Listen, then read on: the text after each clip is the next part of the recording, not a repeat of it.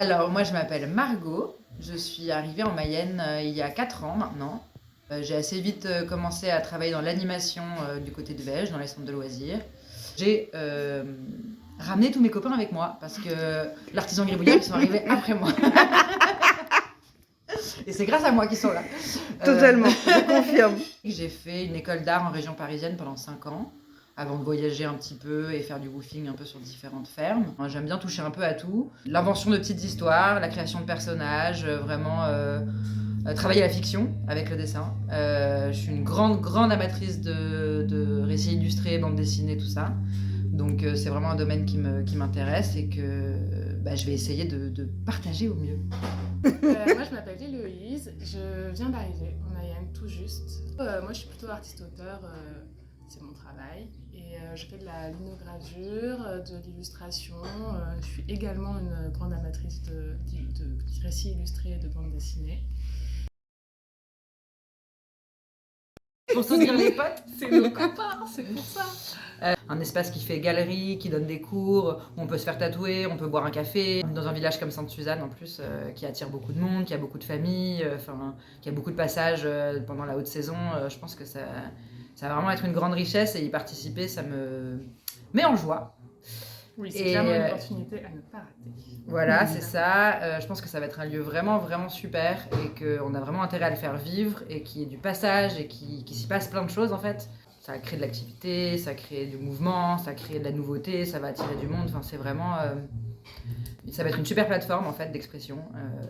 Et si ça peut en plus donner envie à des enfants, à des ados de s'initier à des nouvelles pratiques, que ça soit la photo, la gravure, la peinture, même l'écriture, j'en sais rien. Enfin, ça peut être vraiment plein de choses.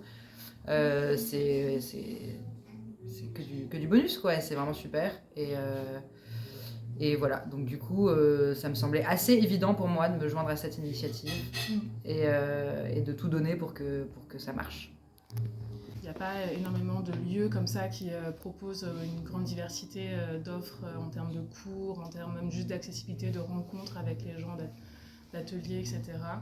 Et je pense que du coup, c'est vrai que c'était essentiel en fait d'en créer un. Et du coup, comme c'est en train de se faire, faut pas rater le coche, quoi.